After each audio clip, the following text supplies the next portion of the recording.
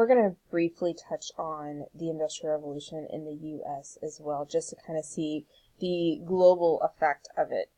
So as it starts reaching out of Great Britain and Europe, it's going to hit the U.S. Prior to the Civil War, and that actually contributes to the separation as far as like the culture and just the general functionality of the North versus the South. But the Industrial Revolution is going to start in the northeast of the U.S., and we're going to see the rise of these large, what we would consider today multi-billion-dollar companies. And those companies required a very, very large amount of money, and they had to find a way to get this money. And so what they did is that they sold stock. And that's like whatever somebody can actually buy a piece of the company essentially. And so these big business owners would take that money that they earned from the stock, and they would be able to build their business out of it. And as they did that, they became a bigger and bigger company, and so these companies became known as corporations. And some examples of those companies would be Standard Oil by John D. Rockefeller, which is the gentleman over here on the right, and then Carnegie Steel Company, and this is Andrew Carnegie. The people who were able to build essentially these monopolies in the Industrial Revolution age, they were pretty much unstoppable. They were your extremely wealthy individuals of this time period. All right, so a little bit of the impact of the Industrial Revolution. Again, there really is no definitive end to this time period. You could very much argue that we are still in the Industrial Revolution. But it was a major shift of the balance of power. Okay, we've talked about that since the age. So some of the positive effects of the Industrial Revolution was primarily it created jobs. As you have the increase of goods being produced in the factories, you're going to need even more people to run those factories, produce those goods, work in the coal mines, all sorts of things. Additionally, since we have more people working, they're going to contribute to an even bigger economy, which is always good for an individualized country. Additionally, you're going to have more and more people kind of developing different tools and different machines that is going to foster into this age of true technology.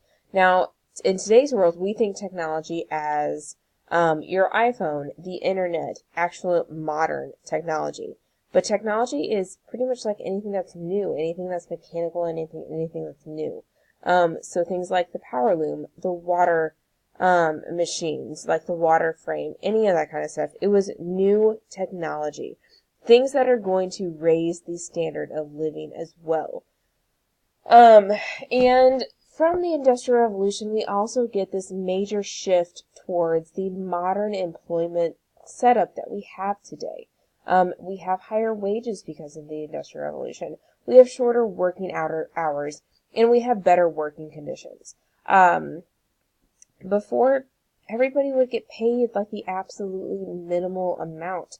But today, we have an actual set wage that has changed over the last 10 years, as far as the minimum amount that we are allowed to make by the state. We also have shorter working hours. Okay, while people used to work 14, 18 plus hours a day, we now pretty much have a standard 8 to 12 hour day. And we have about a 40-hour week. Now, yes, there are some people who work more than that, but your average work day or work week is about 8 hours a day, 40 hours a week. We also have better working conditions. It's safer. It's cleaner. We have protocols as far as, different things happening and things of that nature. Additionally, we have the development of unions during the Industrial Revolution. Now a union is going to be, a group that speaks on behalf of all workers within a company, and they're going to fight and work for these better working conditions, this higher pay, the shorter working hours. And if a company or these factory owners didn't meet the requests or the needs of individualized factory owners, they went on strike. And those strikes would be peaceful for the most part, but they occurred anytime that these needs would not be met.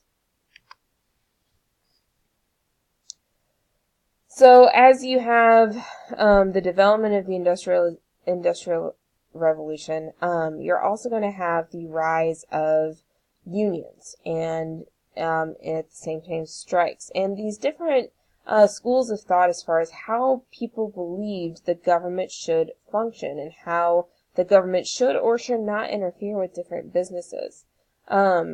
Workers are also going to demand more rights and more protection, which is going to lead into 4 distinct schools of thoughts or economic policies of how people believe the government should function.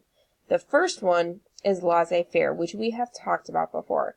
This is the one where people believe that the government should just kind of like let it go, keep your hands off of it, let the people do as they please. And this really stems from the ideas of the Enlightenment. A major advocate for laissez-faire was a guy by the name of Adam Smith, and he specifically outlines laissez-faire and explains it in his book, The Wealth of Nations. He highly rejected government interference in any type of business, and he believed in free trade. So he believed that business owners or any other individual in society should determine what should and should not be produced. He believed that the state had no ability to understand what somebody needs, what they want, and so therefore they shouldn't be involved in this economic policy. The government shouldn't interfere with the marketplace, and it should be a free market economy. That would then be like competition between how much each product should be produced and how much it should cost, things of that nature. But bottom line, laissez-faire means that the government does not interfere.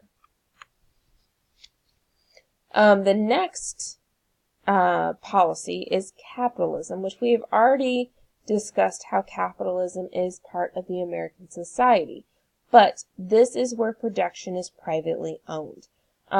Population rises faster than food supply as well, so that is going to give rise to capitalism.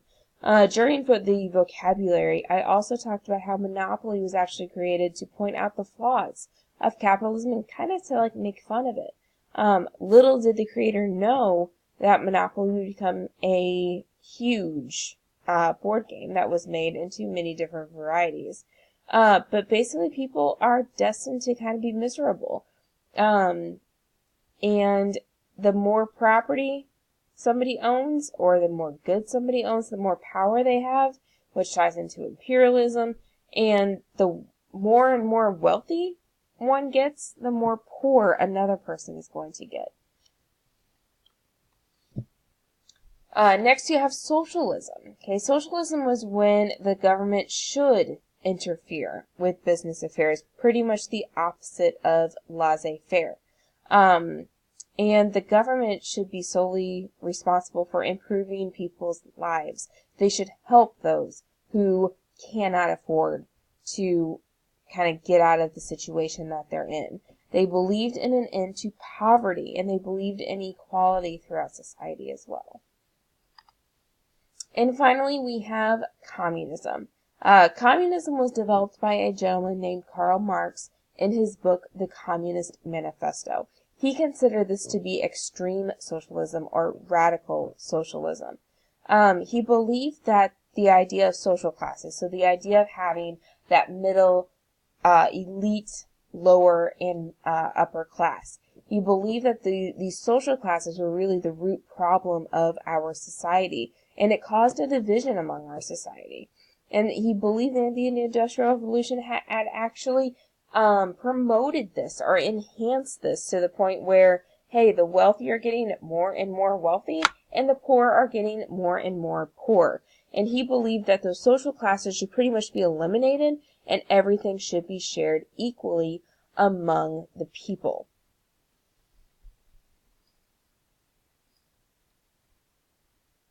That being said, that is going to wrap up the main ideas of this unit.